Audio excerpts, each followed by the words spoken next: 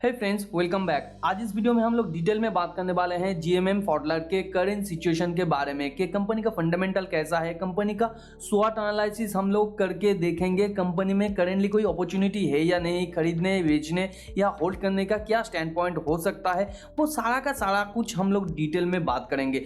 और वीडियो के एंड में मैं बोनस पॉइंट के अंदर आपको बताऊंगा कि कंपनी के ऊपर मेरा स्टैंड क्या है। मैं कंपनी को आने वाले टाइम पे खरीद रहा हूँ, बेच रहा हूँ या खरीद चुका हूँ, ऑलरेडी होल्ड कर रहा हूँ या खरीदने का कोई भी अपॉर्चुनिटी मिल रहा है कि नहीं, वो सारा का सारा कुछ हम लोग डिटेल में बात करेंगे। तो चलिए सीखते हैं एक साथ।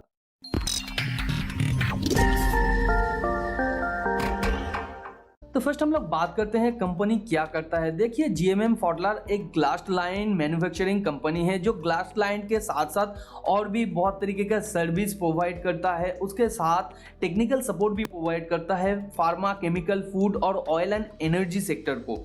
तो कंपनी का ये एक स्ट्रेंथ भी है और इसके साथ साथ कंपनी के अंदर और भी ज़्यादा स्ट्रेंथ है, उसके बारे में हम लोग बात करेंगे। तो डायरेक्टली हम लोग कंपनी के स्वॉट एनालिसिस को करके देखते हैं यहाँ पे कि कंपनी के स्वॉट एनालिसिस क्या बोलता है, कंपनी का फंडामेंटल कैसा है। तो जैसे कि मैंने पहले ही बात किया है, जीएमएम फॉडलर का एक बिजनेस नहीं है, बिजनेस डाइवर्सिफाइड है। जो कंपनी ग्लास लाइन इक्विपमेंट के साथ साथ कंपनी सर्विस भी प्रोवाइड करता है, उसके साथ रिलेटेड प्रोडक्ट जो मैंडेटरी है वो सारा प्रोडक्ट भी बेचता है। और ये सिर्फ सिंगल इंडस्ट्री को नहीं, फार्मा, केमिकल, फूड और ऑयल एंड एनर्जी सेक्टर को ये बेचता है जो एक क्रिटिकल इंडस्ट्री है और जिसका ऑर्डर वैल्यू भी बड़ा होता है। उसके साथ यहाँ पे दूसरा जो कंपनी का मेन स्ट्रेंथ है, कंपनी का इंडिया में बहुत सारा मैन्युफैक्चरिंग प्लांट है और चाइना में भी एक है, जिसके ऊपर बेस करके कंपनी अपना चीपेस्ट प्रोडक्ट मैन्युफैक्चर करता है और ग्लोबली उसे एक्सपोर्ट भी करता है। तो ये कंपनी के लिए और एक अच्छा खासा स्ट्रेंथ है, क्योंकि यहाँ पे देखिए यूरोप और अमेरिका में अच्छा खासा वहाँ पे ऑर्डर वैल्यू होता है और चीप अगर आपको प्रोड्यूस करना है तो इंडिया और चाइना से बेहतर अभी कोई भी नहीं है। और अगर इंडिया की बात करें तो इंडिया में इसका रॉ मटेरियल्स भी इजीली अवेलेबल होता है और ये चीप में भी यहाँ पे प्रोड्यूस हो सकता है। और इसके साथ कंपनी यहाँ पे प्रोड्यूस करके ग्लोबली इसे एक्सपोर्ट भी कर रहा है, तो यहाँ पे एक अच्छा खासा प्रॉफिट मार्जिन भी कंपनी का रह जाता है। तो उसके साथ अगर कंपनी का तीसरा हम लोग स्ट्रॉन्ग पॉइंट देखें तो यहाँ पे कंपनी चीपर मैन्युफैक्चर कर सकता है चाइना से भी। कैसे? देखिए, चाइना का मैक्सिमम रॉ मटेरियल्स इस ग्लास लाइन का आता है यूरोप से इंपोर्ट करने के बाद, मगर यहाँ पे इंडिया में अगर कंपनी मैन्युफैक्चर करता है तो इंडिया में इसका रॉ मटेरियल्स इजीली अवेलेबल होता है। तो इस तरीके से चाइना से भी कम प्राइस में ये प्रोड्यूस कर सकता है या उसका कैपेबिलिटी से। तो नंबर 4 भी यही कहता है, मगर इसके साथ साथ इंडिया में इसका सबसे बड़ा प्रोडक्शन हब है जहाँ पे कंपनी 250 यूनिट्स पर मंथ से भी ज़्यादा यहाँ पे प्रोडक्शन करता है, जो ग्लोबली इस कंपनी का किसी भी सब्सिडियरीज कंपनी के प्रोडक्शन बेस से ज़्यादा प्रोड्यूस होता है इंडिया में। और अगर बाकी सारे कंपटीशन में जो कंपनीज है उनको देखें तो उनसे भी करीबन थोड़ा ज़्यादा है ये प्रोडक्शन। इसके साथ कंपनी ग्लोबली अपना जो सपोर्ट है वो अच्छे तरीके से दे सकता है, क्योंकि कंपनी बहुत सारे देशों में अपना सब्सिडियरीज एक्वायर करके बैठा है। कंपनी का बेसिकली यही स्ट्रेटेजी है कि मल्टीपल कंट्रीज में ये अपना जो कंपनी एक्वायर करता है इससे रिलेटेड, यानी इसके कोर बिजनेस से रिलेटेड, और वहां पे इसका सर्विस प्रोवाइड करता है लोकली। इसके साथ कंपनी ग्लोबली अपना सपोर्ट फास्ट दे सकता है, क्योंकि कंपनी का बहुत सारा सब्सिडियरीज है। कंपनी का बेसिक मोटो यही है कि इंडिया में वो चीप से चीप प्राइस में ये अपना प्रोडक्ट प्रोड्यूस करे और ग्लोबली उसे एक्सपोर्ट करे, और लोकल जो सब्सिडियरीज है उनसे वो फास्ट सपोर्ट दे। तो कंपनी का ये एक अच्छा खासा स्ट्रेंथ बन जाता है, क्योंकि और भी बहुत सारा जो कंपनीज है उनके पास इतना सारा स्ट्रेंथ एक साथ नहीं रहता है। और कंपनी का और एक इंपॉर्टेंट स्ट्रेंथ है, यहाँ पे कंपनी का बहुत सारा डाइवर्सिफाइड पोर्टफोलियो है, यानी बहुत सारा सब्सिडियरीज ऐसा है जो इस कोर बिजनेस से रिलेटेड प्रोडक्ट्स बनाता है, जो प्रोडक्ट्स ये अपने एग्जिस्टिंग क्लाइंट को या न्यू क्लाइंट को ऑफर कर सकता है। तो इससे कंपनी का रेवेन्यू भी बढ़ जाएगा। कुछ प्रोडक्ट ऐसा है जो रेवेन्यू ग्रो करने में हेल्प कर रहा है कंपनी को, और कुछ प्रोडक्ट्स ऐसा है कंपनी का एबिटा मार्जिन ग्रो करने में या प्रॉफिट मार्जिन ग्रो करने में हेल्प कर रहा है, जो कंपनी के लिए एक अच्छा बात है। इसके साथ साथ नंबर 5 में है कंपनी का जो सपोर्टिंग प्रोडक्ट है या ट्रेनिंग मेंटेनेंस सपोर्ट है, या कंपनी का जो नया जो प्रोडक्ट लाइन है वो भी अच्छा खासा है, जो कंपनी अपने न्यू क्लाइंट और एग्जिस्टिंग क्लाइंट को ऑफर कर सकता है। और ये दूसरे कंपटीशन में जो कंपनी से उससे काफ़ी बेहतर परफॉर्म करने में इस कंपनी को हेल्प करेगा। कंपनी के अंदर और एक जो इंपॉर्टेंट स्ट्रेंथ है वो है कंपनी का मैनेजमेंट।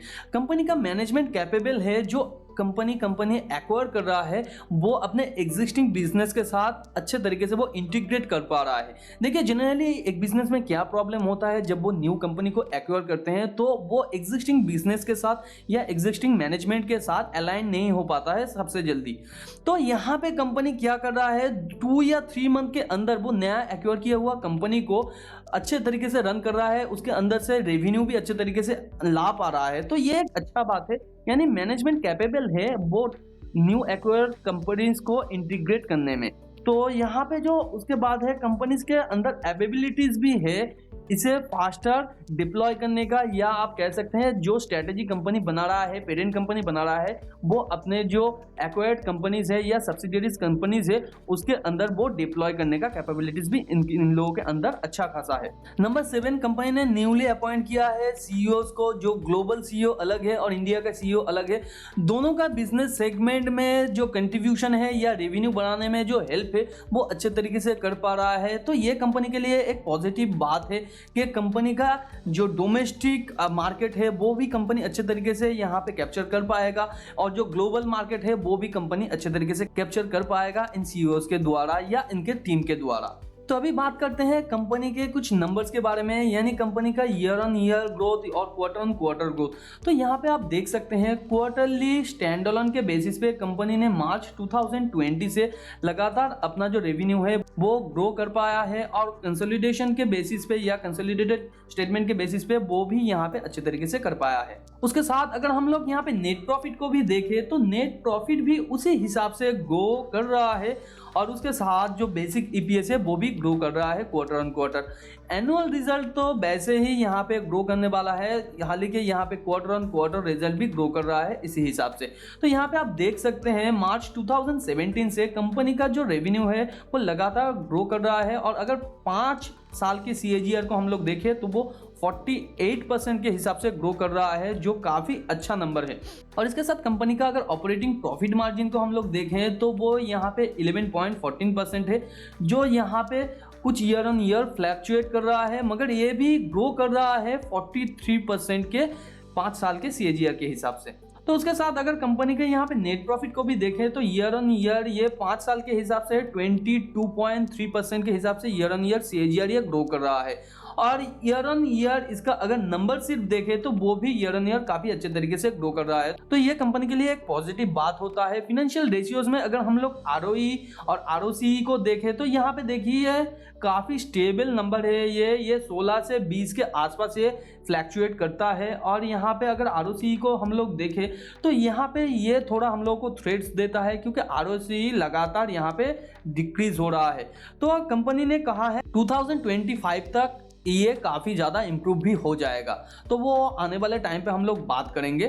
तो इसके साथ अगर कंपनी के अंदर कुछ वीकनेस को हम लोग अगर देखें तो काइंडली कंपनी के अंदर बहुत ही अच्छा खासा वीकनेस है, जैसे कि प्रोमोटर शेयर सेलिंग। तो पिछले दिन यानी 16 दिसंबर को हम लोगों ने देखा है कि कंपनी का जो एक प्रोमोटर है वो 25% के आसपास अपना स्टेक सेल कर दिया है। तो यहाँ पे ये एक थ्रेड हम लोगों के लिए बन रहा है। तो यहाँ पे अगर हम लोग बल्क डील्स को देखें तो यहाँ पे आप देख सकते हैं प्रोमोटर्स यानी पीफॉडलर यहाँ पे देखिए बहुत ही अच्छे तरीके से यहाँ पे शेयर को सेल किया है, और यहाँ पे शेयर को जो परचेस किया है वो काफ़ी सारा MF है। तो ये भी आप लोग जाके 10 लाइन में चेक कर सकते हैं। तो इसके साथ कंपनी का और एक जो वीकनेस है, यूरोपियन मार्केट में कंपनी का जो एनर्जी कॉस्ट है वो बढ़ रहा है, तो ये कंपनी के लिए और एक प्रॉफिट मार्जिन के ऊपर प्रेशर आएगा। उसके साथ कंपनी का जो मल्टीपल एक्विजिशन कंपनी रिसेंटली किया है वो बहुत सारा डेट लेके किया है, तो कंपनी के ऊपर अभी डेट बार्डन भी आ गया है और बहुत सारा पैसा रेट ऑफ इंटरेस्ट में भी चला जाएगा। तो ये भी एक वीकनेस है जो प्रॉफिट मार्जिन में कंपनी को काफ़ी ज़्यादा इफेक्ट करेगा। तो अभी बात करते हैं कंपनी का कुछ अपॉर्चुनिटीज़ के बारे में। तो फर्स्ट है कंपनी का जो ग्लास लाइन इक्विपमेंट है वो ग्लोबली 7.2% के हिसाब से ये 2027 में 1.37 बिलियन का हो सकता है, ये एक एस्टिमेटेड वैल्यू है। और अगर हम लोग इंडिया की बात करें तो इंडिया में 10 to 12% पर एनएम CAGR के हिसाब से ये ग्रो कर रहा है, और GMM का मार्केट शेयर करेंटली 50% से भी ज़्यादा है इस ग्लास लाइन प्रोडक्ट में। नंबर 3, कंपनी अपने प्रोडक्ट के डाइवर्सिफिकेशन पे बहुत ज़्यादा ध्यान दे रहा है, जो कंपनी के लिए एक अच्छा बात भी है। और कंपनी अपने कोर बिजनेस से रिलेटेड कंपनी ही खरीद रहा है, जो कोर बिजनेस को भी हेल्प करेगा। जैसे कि कंपनी अगर कंपनी का ग्लास लाइन प्रोडक्ट बेचने जाए तो उसके साथ उसका सर्विस भी बेच सकता है, या जो रिलेटेड प्रोडक्ट्स है वो भी बेच सकता है, जो मैंडेटरी प्रोडक्ट्स है। तो ऐसे टाइप का एक्विजिशन कंपनी करंटली कर रहा है। नंबर 4, पेरेंट कंपनी के पास मल्टीपल सर्टिफिकेशन, परमिशन और पेटेंट सर्टिफिकेट से जो ग्लास लाइन प्रोडक्ट्स को ग्लोबली एक्सपोर्ट करने में कंपनी को हेल्प करता है। फॉर एग्जांपल, कंपनी के पास अगर 10-11 सब्सिडियरीज है, तो वो सब्सिडियरीज का प्रोडक्ट मान लीजिए यूरोप से अमेरिका तक जा रहा है, तो ग्लास लाइन प्रोडक्ट्स के अंदर क्या होता है, आप इसके प्रोडक्ट को नेगेटिव और पॉजिटिव में भी यूज कर सकते हैं। तो जिसके लिए यहाँ पे सर्टिफिकेशंस या यहाँ पे रिस्ट्रिक्शंस का इशू आता है। तो इसी बीच अगर पेरेंट कंपनी के पास यानी जेएमएम फॉडलर के पास अगर इसका परमिशन होगा, तो वो पेरेंट कंपनी के परमिशन को यूज करके भी वो सब्सिडियरीज कंपनीज अपना प्रोडक्ट एक्सपोर्ट कर सकते हैं। तो ग्लोबली ये एक बहुत बड़ा एडवांटेज हो जाता है या एक स्ट्रेंथ हो जाता है कंपनी का, जो कंपनी के अंदर करंटली है। नंबर 5 पे है, कंपनी कंटिन्यूअसली इन्वेस्ट कर रहा है new related product based business पे, जो कंपनी को रेवेन्यू को या कंपनी के प्रॉफिट मार्जिन को ग्रो करने में काफ़ी ज़्यादा हेल्प कर रहा है। और एमडी मिस्टर तारक पटेल के हिसाब से ये एक्विजिशन स्ट्रैटेजिक है, जो बिजनेस को काफ़ी ज़्यादा अगले आने वाले टाइम पे हेल्प करेगा और बिजनेस को नेक्स्ट लेवल तक या मार्केट लीडर भी कर सकता है। इसके बाद नंबर 6 से कंपनी का जो ऑर्डर बुक है वो काफ़ी अच्छा खासा है, क्योंकि कंपनी के पास एग्जिस्टिंग बहुत सारा क्लाइंट्स था और कंपनी का न्यू एक्विजिशंस के बाद बहुत सारे मार्केट में जहाँ पे कंपनी का प्रेजेंस नहीं था वहाँ पे भी क्लाइंट्स ग्रो कर रहा है। तो कंपनी के हाथ में अभी अच्छा खासा ऑर्डर बुक है, तो वो ऑर्डर बुक कंपनी के हिसाब से आने वाले टाइम पे यानी 2025 तक कंपनी 3500 करोड़ का रेवेन्यू अचीव करना चाहता है, जो मेरे हिसाब से हो भी सकता है, क्योंकि ये ऑर्डर बुक कंपनी को वो नंबर अचीव करने में हेल्प भी करेगा। और उसके साथ कंपनी ने ये भी कहा है कि कंपनी का एबिटा मार्जिन धीरे धीरे वो बढ़ाने की कोशिश करेगा, जो 2025 तक अच्छे तरीके से बढ़ जाएगा, जिससे कि प्रॉफिटेबिलिटी भी कंपनी के अंदर अच्छा खासा देखने को हम लोगों को मिल सकता है। तो अभी बात करते हैं कंपनी के अंदर कुछ थ्रेट्स के बारे में। नंबर 1 है कंपनी का लोकल मार्केट का जो कंपटीशन है या कंपटीटर्स है, वो कंपनी के लिए करंट थ्रेट्स है। मान लीजिए यूरोपियन मार्केट में भी बहुत सारा ग्लास लाइन इक्विपमेंट्स कंपनीज है, इंडिया में भी है बहुत सारा कंपनीज, तो ये इस जेएमएम फॉडलर के लिए एक थ्रेट से मेजर। उसके साथ कंपनी का करेंटली मार्जिन प्रेशर भी फेस करना पड़ रहा है, क्योंकि एनर्जी का प्राइस इंक्रीज हो रहा है उसकी वजह से। और इसके साथ नंबर 3 में है इंटरनेशनल रेगुलेटरी रेस्ट्रिक्शंस भी कंपनी को फेस करना पड़ सकता है, क्योंकि कंपनी ने बहुत सारा न्यू कंपनीज को एक्वायर किया है जिसके अंदर करेंटली परमिशन नहीं होता है। तो ये सारा परमिशंस भी करने में एक टाइम पीरियड लगता है और एक मार्जर और एक्विजिशन करने में और उसको सेटअप करने में भी एक टाइम लगता है, जो कंपनी के लिए करेंट थ्रेट से। तो आने वाले टाइम पे होपफुली ये सारा का सारा चीज़ सॉर्ट आउट हो जाएगा। और अगर करंट सिचुएशन में कंपनी के अंदर कितना सारा सब्सिडियरीज है उसकी बात करें, तो यहाँ पे हम लोग देख सकते हैं पी फॉडलर तो एक है ही, उसके साथ नॉर्मैक है, मार्बर्ग है, मिक्सियन है, और उसके साथ देखिए और भी बहुत सारा कंपनीज है। आप जाके कंपनी के वेबसाइट में देख सकते हैं। ये अलग अलग कंपनीज कंपनी को अलग अलग तरीके से हेल्प करता है नए नए सेगमेंट में एंटर करने के लिए। तो अभी बात करते हैं वो बोनस पॉइंट का कि मेरा स्टैंड क्या है कंपनी के करेंट सिचुएशन के हिसाब से। तो अगर हम लोग पिछले दिन का डेटा देखें तो पिछले दिन कंपनी का शेयर प्राइस करीबन 17% के आसपास गिर गया था, क्योंकि कंपनी का एक मेजर प्रोमोटर पी फॉडलर ने करीबन 25% का स्टेक बेच दिया था, जो दूसरे एमएफआई ने खरीदा था। मगर यहाँ पे ये कंपनी का जो शेयर प्राइस गिरने का जो प्रोबेबिलिटी है वो उससे भी ज़्यादा होता अगर कंपनी के अंदर स्ट्रेंथ ना होता। तो यहाँ पे मेरा कहना यही है, कंपनी के अंदर कंपनी का फंडामेंटल में कुछ भी चेंजेस नहीं आया है। कंपनी का हो सकता है ये दूसरा कोई पहलू है, या कंपनी नया एक्विजिशन करना चाहता है, कंपनी को पैसे का दिक्कत है, या पी फॉडलर के साथ कोई एग्रीमेंट हुआ है, तो ऐसे टाइप का कुछ भी हो सकता है। तो आने वाले टाइम पे जब तक ये क्लियर नहीं होता है तब तक कंपनी के बारे में कुछ भी नेगेटिव सोचना मेरे लिए तो सही नहीं है, इसलिए मैं कुछ भी नेगेटिव नहीं सोच रहा हूँ अभी कंपनी के बारे में। तो कंपनी के अंदर मैंने कल भी इसके अंदर इन्वेस्ट किया था थोड़ा सा, और पहले से ही इन्वेस्टेड हूँ। तो यहाँ पे अगर आप चाहते हैं तो अगले दिन भी आप इसके अंदर पोजीशन ले सकते हैं, क्योंकि पोजीशन लेने का यहाँ पे अच्छा खासा यहाँ पे पोजीशन है, क्योंकि ये एक अच्छा खासा सपोर्ट जोन के अंदर करेंटली है। और यहाँ पे कंपनी के कोर बिजनेस के अंदर कुछ भी इफेक्ट नहीं पड़ा है। अगर आप रिसर्च करके थोड़ा देखेंगे तो आपको पता चल जाएगा। कंपनी का जो ग्रोथ प्रोस्पेक्ट है उसके अंदर भी कोई चेंजेस नहीं आया है। तो कंपनी के अंदर मेजर कोई चेंजेस ना होने के कारण मुझे यही लगता है कि कंपनी को अभी नेगेटिव पोजीशन में नहीं देखना चाहिए, इसलिए मैं पॉजिटिव पोजीशन में ही देख रहा हूँ। मगर आप कोई भी डिसीजन लेने से पहले आप जाके थोड़ा रिसर्च कीजिए। अगर आपको कुछ भी गलत लगता है तो आप नीचे कमेंट में लिख सकते हैं, या मेरा एनालिसिस में अगर कोई फॉल्ट लगता है तो आप नीचे कमेंट में लिख सकते हैं, जिससे मुझे भी हेल्प होगा कंपनी के बारे में और भी बेटर तरीके से जानने में। तो उम्मीद करते हैं वीडियो नॉलेजेबल लगा होगा। वीडियो अगर नॉलेजेबल लगे तो वीडियो को लाइक एंड शेयर कीजिए आपके उन फ्रेंड्स एंड फैमिली के साथ जो फाइनेंस और स्टॉक मार्केट में इंटरेस्ट रखते हैं। चैनल को सब्सक्राइब कीजिए अगर ऐसे नॉलेजेबल वीडियोस का नोटिफिकेशन आप सबसे पहले चाहते हैं। मिलते हैं अगले वीडियो पे, तब तक के लिए आप बहुत ज़्यादा ध्यान रखिए। Thanks for watching and happy investing.